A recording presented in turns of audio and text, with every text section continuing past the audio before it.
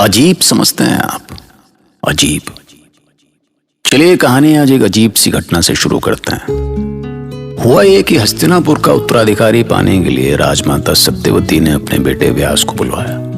अपने उस बेटे को जिसे वो कभी सामाजिक कलंक के डर से छोड़ चुकी थी। को बहुत करीब से देखा है। मैं वो आंख हूं जिनसे संसार में घटने वाली कोई घटना नहीं छूटती। मैं आकाश हूं। स्वार्थ में हमें सही गलत का ध्यान कहां रहता है। अगर अपने पुत्र दुर्योधन के लिए धृतराष्ट्र अंधे थे तो क्या सत्यवती अपने वंश को बढ़ाने के लिए अंधी नहीं हो गई? स्वार्थ हमें सत्यवती बना देता है और अपने उस स्वार्थ में हम किसी महर्षि, किसी अंबिका या किसी अंबालिका को साधन बना डालते हैं। मुख पर मुस्कान लाए महारानी। राजमाता का आदेश है कि कुरुकुल को उत्तराधिकारी चाहिए, इसलिए ये आवश्यक है कि महर्षि व्यास आपसे मिलकर प्रसन्न हों और नियोग की क्रिया संपन्न हो सके। और आप तो जानती हैं कि राजमाता जो ठान लेती हैं वो होकर रहता है। मुझे कुछ समझ नहीं आ रहा विंता। किसी अनजान पुरुष मैं सहज कैसे हो पाऊंगी? मैं बातें भी कैसे कर सकूंगी उनके साथ? मैंने आज तक कभी देखा भी नहीं है उन्हें, और राजमाता चाहती है कि मैं उनके साथ। वे अनजाने नहीं हैं महारानी। आपके पति महाराज विचित्रवीर्य के भाई हैं। बस इतना है कि वो शुरू से ही सामाजिक जीवन से दूर वनों में तपस्या करते रहे। असल में तो उन्हें आपसे मिलने में संकोच होना चाहिए, क्योंकि उन्होंने आज तक राजमाता के अलावा किसी स्त्री से बात नहीं की।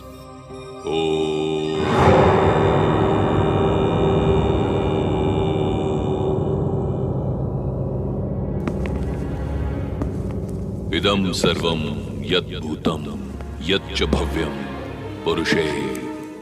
अब मैं जा रही हूँ महारानी। महर्षि आ गए हैं। आपको अकेले ही उनका सामना करना हो। विंता सुनो तो। क्षमा करें देवी, मुझे जाना होगा। देवी, मुझे डर लग रहा है। आप चले जाइए यहाँ से। शांति शांति। नहीं।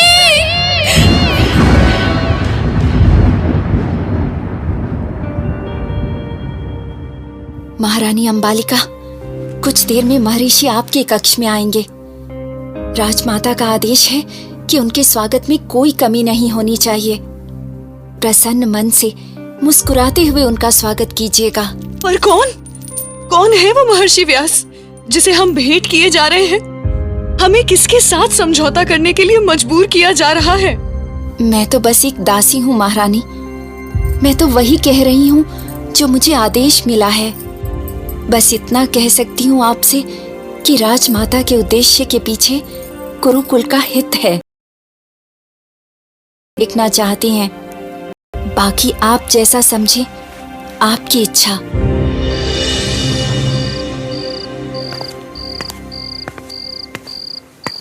प्रणाम राजमाता।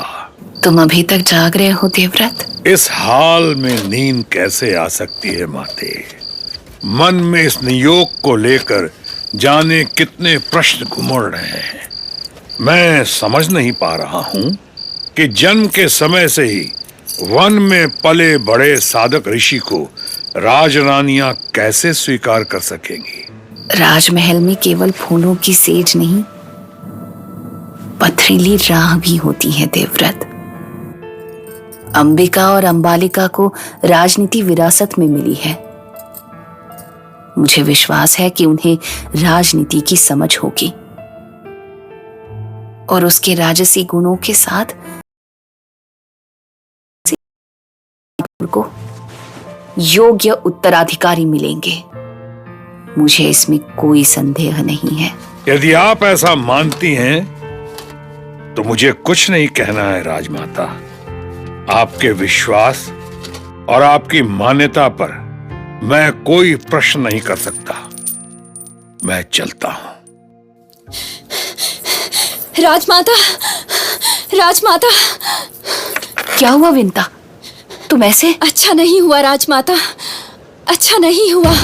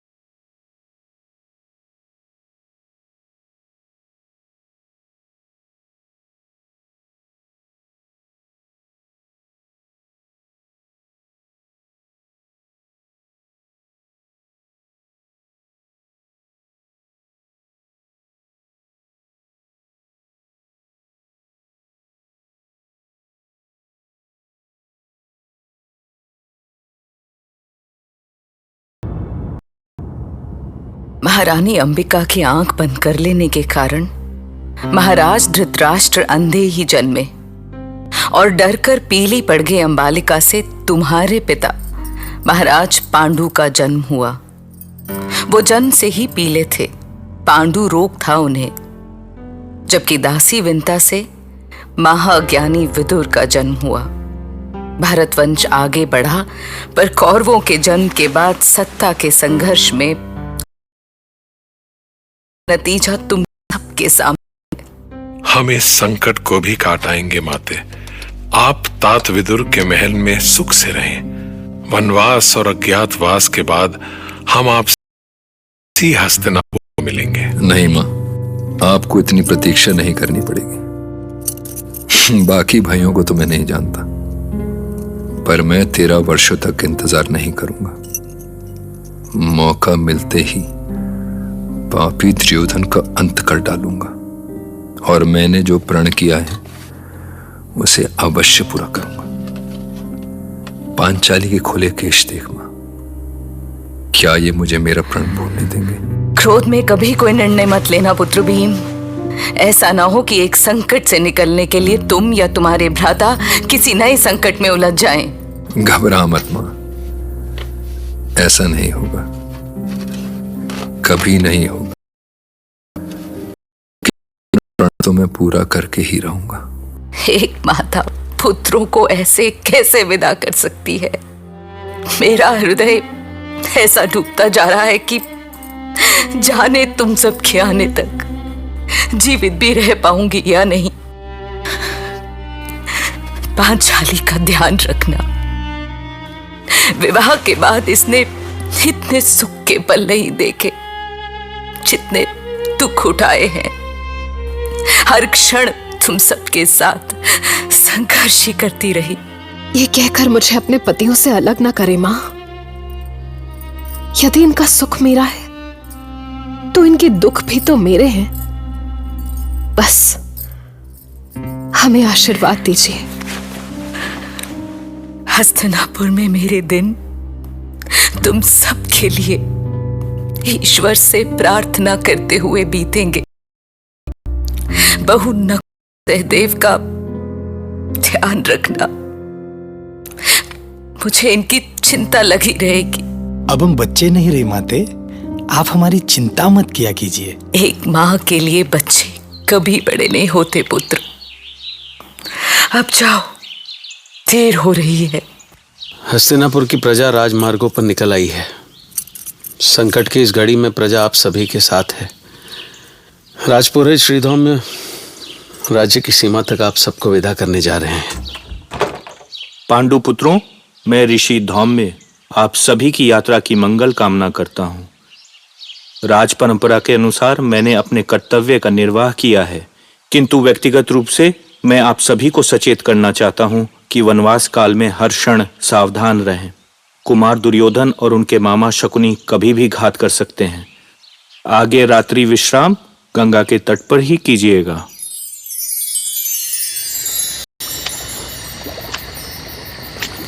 कितनी पावन है देवी गंगा, जिनके दर्शन से ही शांति मिल जाती है।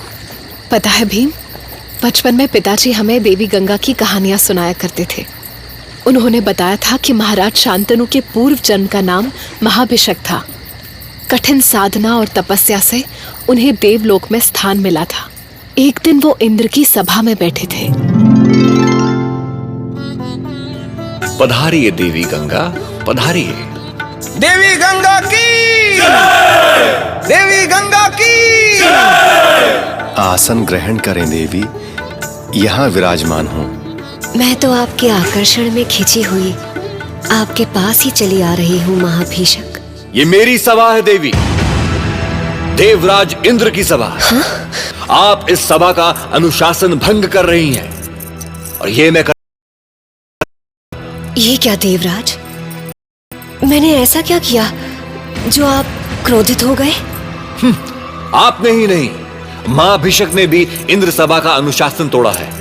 उन्होंने आपको अपने पास बुलाकर पूरी सभा का ध्यान भंग किया है और आप अपना स्थान छोड़कर महाभिषक के पास चली गई। क्या सौंदर्य के प्रति आकर्षण अपराध है देवराज? क्या किसी से प्रेम करना अपराध है? हमने कौन सी भूल कर दी जिसके लिए आप क्रोधित हो रहे हैं? बस कीजिए महाभिषक, ये सभा मेरे अनुसार ही चलेगी, आपके अनुसार नहीं। ये आप क्या कर रहे हैं देवराज? इतनी छोटी सी बात पर इतना बड़ा विवाद? मेरी सभा को आप छोटी सी बात कह रहे हैं? देवी गंगा, आपने देव आचरण का अपमान किया है और आपको इसका दंड मिलेगा। मैं देवराज इंद्र आपको और महाभिषक को श्राप देता हूं कि आप दोनों का जन्म पृथ्वी लोक में हो, दोनों धरती लोक में जन्म लें।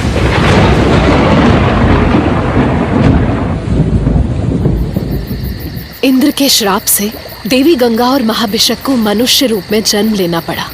देवलोक के महाभिषक इस नए जन्म में महाराज शांतनु हुए, पर उन्हें पिछला जन्म याद नहीं था।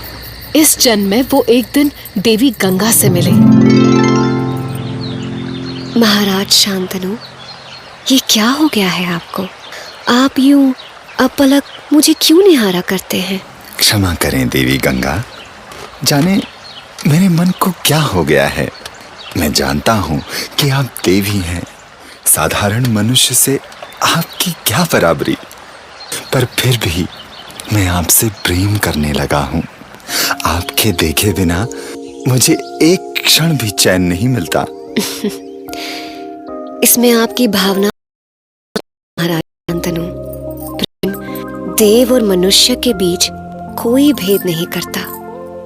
मैं आपके प्रेम का सम्मान भी करती हूँ, पर आपकी इस भावना से भला क्या हो सकता है? मैं आपको हस्तिनापुर के राजमहल में महारानी का सम्मान देना चाहता हूँ गंगे।